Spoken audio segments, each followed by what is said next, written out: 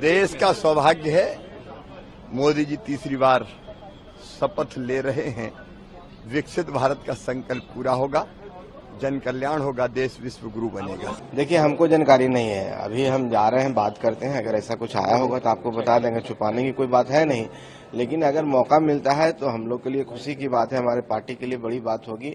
और खास करके बिहार के लिए और गया वासियों के लिए, जिन्होंने हमें वोट दे करके ये मौका दिया है कि हम उनकी सेवा कर सकें, एक नया द्वार हम लोग के लिए खुलेगा और हम लोग पूरी मेहनत से काम करने। मांझी जी काफी अनुभवी नेता भी माने जाते हैं और एनडीए को इनकलकेट करने में उनकी भी महत्वपूर्ण भूमिका मानी जाती है। तो बिहार में विधानसभा चुनाव भी है, तो समीकरण को भी देखते हुए कहीं न कहीं मांझी जी को पद तो देना चाहिए।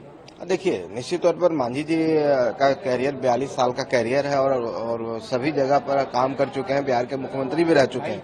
तो उनका एक अनुभव है, बड़ा सा अनुभव है, और अनुभव का लाभ मिलेगा, हम सबको मिलेगा, एनडीए को भी, पार्टी को भी, और बिहार वासियों को, गया वासियों को। जरूर कुछ न कुछ ऐसे काम होंगे जो हम लोग के लिए एक बड़ी बात होगी, और हम लोग मेहनत करेंगे अगर मौका मिलता है। ये हम सब लोगों के लिए बहुत सौभाग्य की बात है कि आजादी के बाद दूसरी बार आदरणीय मोदी जी देश के इतिहास में तीसरे टेन्योर में शपथ लेने का काम कर रहे हैं। ये बात सही है कि एनडीए के समर्थन से और सभी सहयोगी दलों के साथ मिलकर ये सरकार बनाने का काम हम लोग कर रहे हैं। पर यह भी सत्य है कि 2 बार बहुत ही अच्छे ढंग से आदरणीय मोदी जी ने देश को चलाने का काम किया, और देशवासियों ने फिर मोदी जी में भरोसा और विश्वास व्यक्त किया है, और एनडीए के साथ मिलकर एक तीसरी बार हम लोग सरकार बना रहे हैं। ये देश के सौभाग्य की बात है, और हमें लगता है कि जिस गति से 2 कार्यकालों में हमने काम किया है, अब भी कोई शिकायत नहीं मिलेगी देशवासियों को, और अच्छे ढंग से एनडीए के साथ मिलकर हम लोग सरकार चलाने का काम करेंगे। देखिए, ये हमारे लिए बहुत गर्व की बात है कि स्वतंत्रता के बाद पंडित जवाहरलाल नेहरू ने तीसरी बार ओथ ली थी, और उसके बाद कोई भी प्रधानमंत्री तीसरी बार ओथ नहीं ले सका। हमें देश की जनता ने जिस प्रकार मोदी जी को आशीर्वाद दिया है तीसरी बार फिर से प्रधानमंत्री बनने का, तो हम सब गौरवान्वित हैं। इंडी गठबंधन कह रहा है कि उन्होंने ऑफर किया था नीतीश कुमार को पीएम के लिए, जेडीयू के केसी त्यागी ने बात कही है, आपका इस पर क्या कहना है? अब मैं इस बारे में कोई टिप्पणी नहीं करूंगा, क्योंकि कांग्रेस की बात है, जेडीयू से बोला, मैं इसके ऊपर क्या टिप्पणी करूं। गठबंधन ये भी कह रहा है कि उन्हें बुलाया नहीं गया है, वो तो पाकिस्तान इंडिया का मैच देखेंगे, शशि थरूर ने ये कहा है। अब ऐसा है कि अपरिपक्वता राजनीति की विपक्ष में इस प्रकार है कि कभी कभी शर्म भी आती है।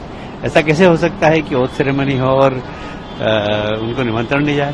बाकायदा निमंत्रण गया। बस आखिरी सवाल ये कि सर एलओपी के तौर पर राहुल गांधी का नाम जो है इंडी गठबंधन देख रहा है, और सोनिया गांधी जी चेयरपर्सन जो है वो पार्लियामेंट्री पार्टी कांग्रेस की कब देखेंगे, क्या प्रतिक्रिया देंगे? लोग राहुल जी सदन में बैठेंगे तो संख्या अच्छी रहेगी, क्योंकि पता नहीं कब क्या मिमिक्री करते हैं, लोगों को इस बात का इंतजार रहेगा।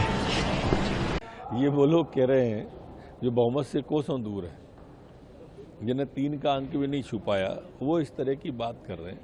वो प्रारंभ से ही आज विपक्ष के जितने भी लोग हैं देश में भ्रम फैला के ही वोट पा पाए, वो जितने भी पा पाए थोड़े बहुत, टुकड़ों टुकड़ों में बटे लोग कह रहे हैं कि मिलीजुली सरकार है। मैंने आप अंदाज तो करिए कि कितना लंबा गैप है। उसके बाद ये कह रहे हैं जो व्यक्ति पासिंग मार्क भी नहीं ला पाए वो पास होने वालों पे उंगली उठा रहे हैं।